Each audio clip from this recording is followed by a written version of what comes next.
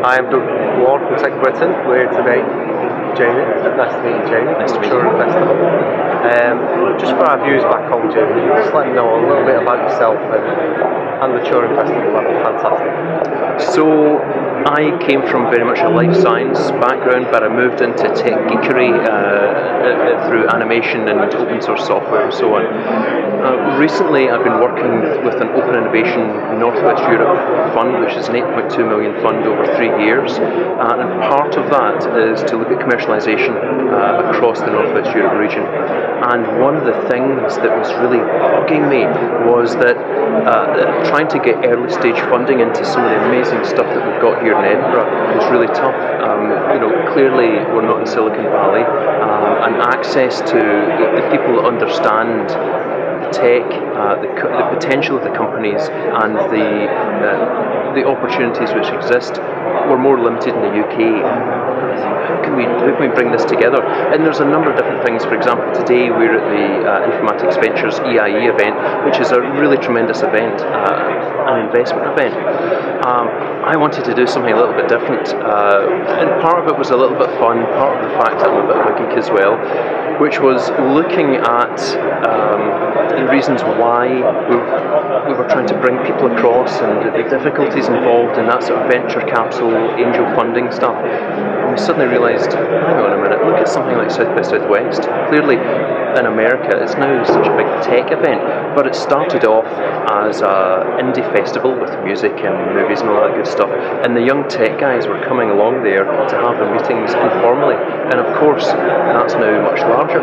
And it was over a pint in the pear tree across the road in Edinburgh with Gordon Guthrie, the CEO of Hypernumbers, where we said, hang on a minute, that's what the Edinburgh Fringe is like, because as you may know, the Edinburgh Festival is the world's largest arts and cultural festivals. But the official Edinburgh Festival, which is all the posh theatre and all that kind of stuff, is massively dwarfed by the Fringe, the open source idea of the festival, where everyone and their auntie can come and, if you want to pierce your head with a knitting needle in someone's bedroom, and you can set it up and you can run it, and it's all part of the Fringe.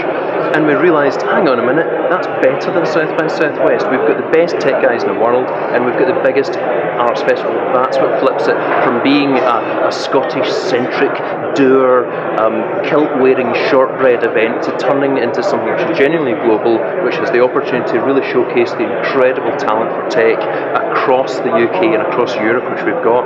So that was the initial idea behind it, and from there we've pulled in all sorts of people from across Europe doing all sorts of incredibly interesting stuff, and it's good fun. It's really, really exciting what's going on in Edinburgh. Like you said, the EIE today, the community we've been meeting up with, super passionate. It's good that you mentioned that. A bit of feedback we've had is people wanting to turn up with a hoodie, perhaps, maybe a skateboard, and I think there's really something in that. Like you said, that seems to be the success of what's happened in the States. It's organic.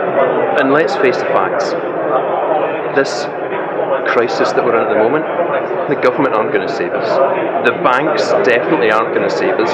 Edinburgh classically, the Royal Bank of Scotland, the financial sector was so huge and still is. Those guys are not going to save us. It's the entrepreneurs who are willing to put it all on the line with their own startup to make or break in. That is where new growth comes from. You think about, you used to have to, government would put money into helping someone set up a factory, millions to set a factory up. Forget that. What you're talking about, the tiny amounts of money in terms of investment that you can put into someone, punt, the chance of these guys in their bedroom moving into an incubator space like TechCube or Appleton Tower here, where they can turn into a genuinely global company. That is where the value is, and this is where the canny investors, both angel and venture capital, who are coming in early, let's face it, it's cheaper for them, they're going to end up being better, but that is the opportunity. And the fact is, see if I could have a time machine and gone back to go and study here. I don't know if you're aware of this, the undergrads here are all launching companies. It's incredible, and the same is true in Manchester. The IT they have in Manchester, in London, these are young guys who are doing it. Now the fact is, we used to care, I've been involved in life sciences and other high-tech public sectors, and we always used to worry about attrition rate. How many companies are dying? Oh, the attrition rate's terrible. We've got to forget that. It's flipped, right? It's not. These are guys. It doesn't matter if they fail, because they start again. It's been cheap. It hasn't been a big factory, a big capital investment. It's cheap to start, cheap to fail, learn, move on, and win. And this is where the growth is, right across the UK. And by tapping into this, there's real excitement there, and there's something in the air at the moment, and I think it's very exciting. I mean, that's fantastic. It's a real call to arms for the guy who's sat maybe watching this at home or in a coffee shop somewhere. He's got that idea of, it doesn't have to be male, we need to encourage more women into technology.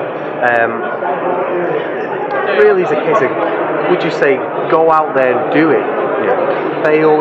Fail again, be open, don't be secretive about your ideas. People worry so much. The IP model is broken, right? We all know that it was created for another era. The factory model, that's gone now. I'm convinced that when the history books look back on this period in our lives that we're living through, the financial crisis will be seen as a punctuation point in the history of humanity, where the factory model had failed, and we're now into, and that's why everyone's freaking out and moving and trying lots of different stuff, because no one quite knows what's going to work yet.